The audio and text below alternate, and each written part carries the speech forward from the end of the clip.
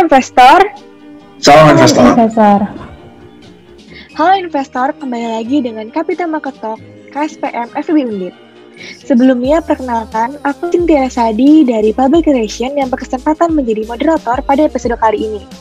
Jangan lupa untuk follow seluruh sosial media KSPM FEB Undip untuk mendapatkan informasi terupdate mengenai dunia pasar modal.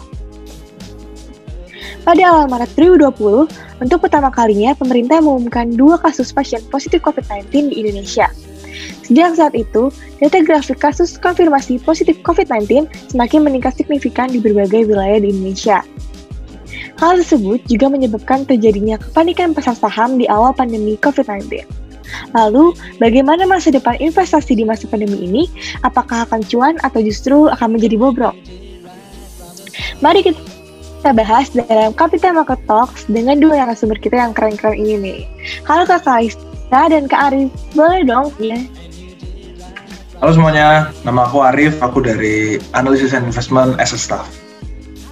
Halo semua, perkenalkan nama aku Kalista Natania, Staff Divisi Education, Research and Development KSPM FEB Undip. Halo Kak, nah mungkin dari para investor di sini yang ada yang belum tahu bagaimana cerita awal-awal terjadinya wabah COVID-19 di Indonesia dan apa aja sih dampak yang dialami oleh Indonesia sendiri? Mungkin boleh diceritakan dulu Kak. Oke Kak Cynthia, jadi mungkin kita bahas cerita awal mulanya dulu kali ya. COVID-19 kan masuk ke Indonesia tuh Maret 2020 atau lebih tepatnya pada tanggal 2 Maret 2020 dari berita-berita yang aku lihat. Nah, adanya COVID-19 di awal-awal tersebut sempat membuat kekacauan berupa panic buying. Nah, hal ini juga tentunya secara makro itu berpengaruh terhadap pertumbuhan ekonomi kita sendiri. Pertumbuhan ekonomi kita waktu itu hanya sebesar 0,97% di kuartal pertama 2020. Sedangkan di tahun 2019 yang lalu kita mencapai 5,02%, sehingga itu merupakan penurunan ya. Dan di kuartal kedua 2020 makin turun menjadi minus 5,32% year-over-year. Nah, kuartal kedua itu waktu itu memang yang paling terpengaruh dan istilahnya tuh kalau bisa kita sebut tuh kondisi perekonomian terendah Indonesia akibat COVID-19. Tambah lagi waktu itu ada lockdown dan PSBB. Masyarakat pada saat itu kebanyakan menghabiskan waktu di rumah sehingga banyak perusahaan merugi dan memecat karyawannya. Hal ini menyebabkan investor tuh mikir-mikir buat investasi ataupun trading. Mungkin kalau misalnya melihat IHSG sendiri nih, kayaknya Arif lebih tahu nih. Gimana nih Rif, awal-awal waktu masa pandemi itu? Kacau banget gak sih? Ya, jadi gini, dalam lantai bursa pun sama kacaunya Kak. IHSG jadi merosot banget. Tercatat pada tanggal 24 Maret 2020, IHSG itu ditutup pada level 3.937 atau penurunan sebesar 26,55% sejak awal tahun 2020. Yang dimana kondisi ini karena adanya hambatan pergerakan ekonomi yang seperti yang kayak dijelasin Kalista tadi. Anjlokan yang terjadi juga adalah anjlokan tercepat sejak krisis moneter di tahun 1998. Berarti kebayangkan tuh gimana tuh kacaunya. Nah, kalau nggak salah, aku udah dengar kuartal 4 tahun 2020 kondisi ekonomi Indonesia udah sempat membaikkan ya. Nah, itu gimana tuh? Apakah masih bertahan sampai sekarang? Kalau dibilang baik, memang benar baik dan peningkatannya itu sudah dimulai dari kuartal ketiga 2020 kemarin. Tapi sebenarnya belum suatu yang baik yang menyentuh pertumbuhan positif gitu Kak. Jadi kalau misalnya dilanjut dari yang aku ceritain tadi, di kuartal ketiga 2020 tuh kita sudah agak naik menjadi minus 3,49%. Ya walaupun masih minus tapi nggak apalah ya. Dan peningkatan ini dilanjutkan lagi di kuartal keempat menjadi minus 2,19%. Nah, baru di awal-awal tahun 2021, pemerintah dan para ekonom memperkirakan bahwa akan terjadi tren positif pada pertumbuhan ekonomi Indonesia. Nah, kalau dari sisi IHSG sendiri, apakah kuartal 4 tersebut juga berpengaruh besar kepada kondisi pasar modal sendiri? Nah, gimana sih IHSG di kuartal 4 tahun 2020 lalu? Kalau buat di pasar modal sendiri ya Kak, membaiknya kondisi ekonomi itu juga membuat IHSG naik. Sampai pada tanggal 28 Desember 2020, IHSG berada di angka 5.978. Hal inilah yang membuat investor asing terdorong untuk masuk kembali.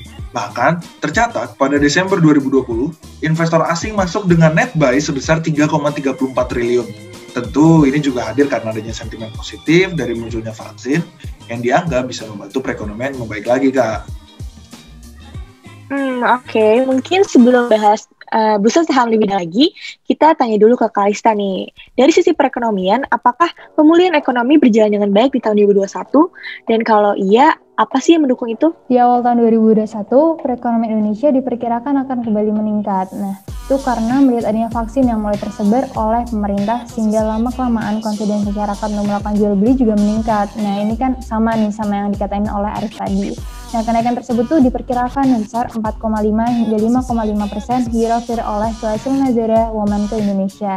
Bahkan IMF, World Bank, dan ADB atau Asian Development Bank itu juga memperkirakan ekonomi Indonesia itu akan berada pada level 4%. Tapi, melihat adanya lonjakan kasus COVID sejak Juni 2021 kemarin dan masih meningkat hingga saat ini, disertai dengan adanya peraturan PPKM jual beli, beberapa ekonom memperkirakan bahwa ini akan membawa dampak buruk bagi perekonomian Indonesia, terutama bila kasus tersebut tidak kunjung membaik. Nah, bener banget tuh apa yang dibilang sama Kalista tadi. PPKM memang cukup berpengaruh untuk menggoyahkan IHSG. Tapi syukurnya penurunan hanya terjadi di beberapa hari awal aja. Pada tanggal 6 Juli 2021, IHSG pun kembali di area 6020 ke atas. Tapi sekarang IHSG itu cenderung sideways, dengan garis support di level 6028 dan resistennya di 6052. Mungkin, karena ini udah kali kedua buat para masyarakat mengalami hal serupa. Jadi masyarakat nggak panik buying lagi kayak yang tadi awal dijelasin Kalista. Oh iya, ini ngomong-ngomong nih, aku juga ada info menarik.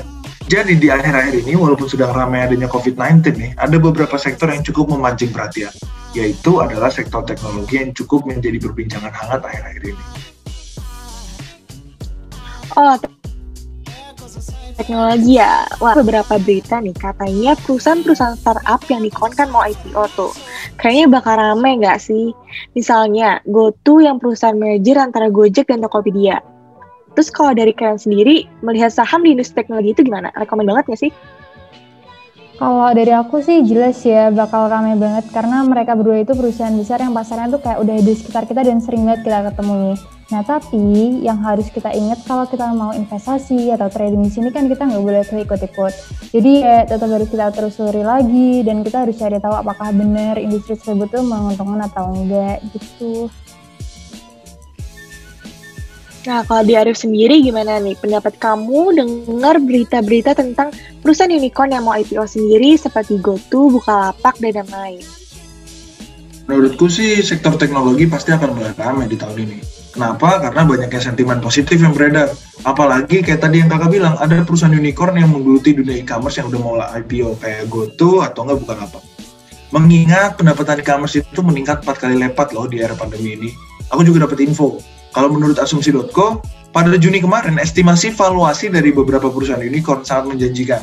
Seperti GoTo yang mencapai 18 miliar US dollar atau sekitar 257,4 triliun, Bukalapak juga diproyeksikan memiliki valuasi sekitar 49 triliun dan Traveloka sebesar 42 triliun.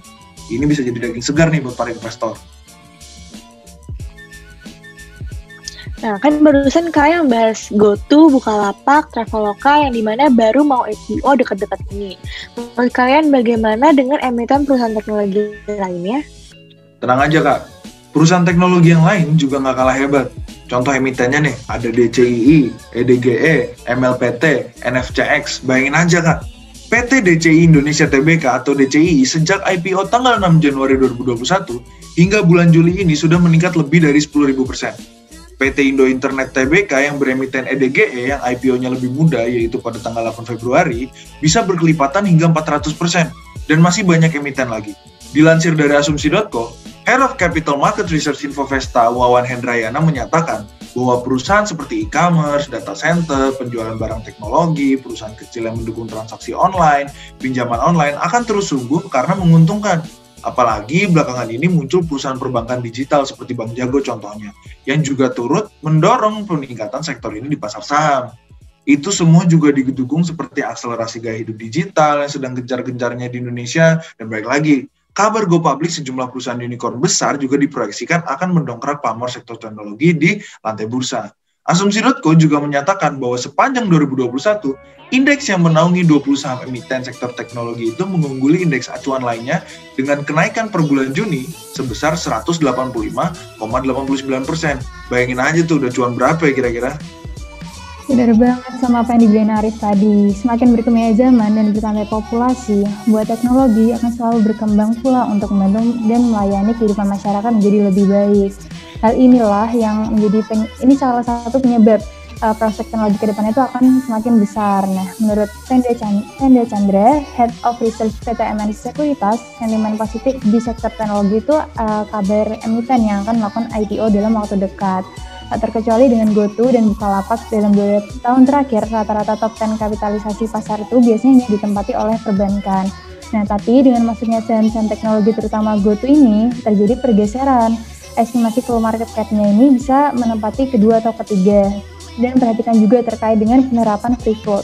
Ini terkait sekali dengan saham teknologi yang menduduki peringkat top 10. Nah, apabila GoTo benar-benar melantai di BI, sisi regional kapitalisasi pasar saham teknologi Indonesia diprediksi mampu berkontribusi hampir 12%.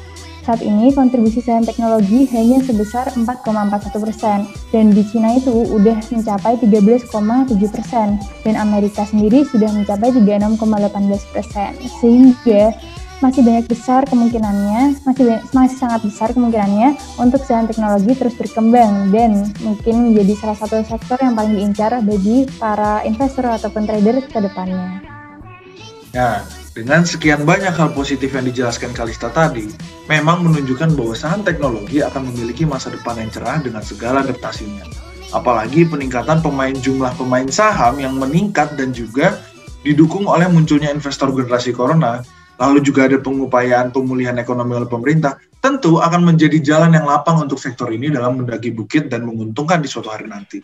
Dalam menanggapi fenomena ini, kami ingin mengingatkan bagi para pendengar terkhusus investor muda yang baru terjun, agar terus bijak dan observatif dalam menanggapi suatu fenomena saham.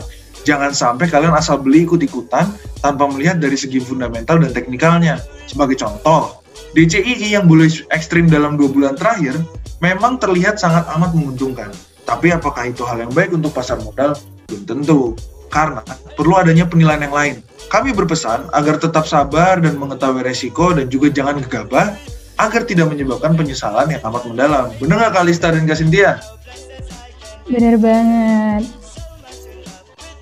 Wah, bener banget sih. Mengingat saat ini kita juga berada di industri 4.0 dan tidak lama lagi mungkin kita sudah berada di industri 5.0 yang pastinya dunia teknologi semakin berkembang pesat.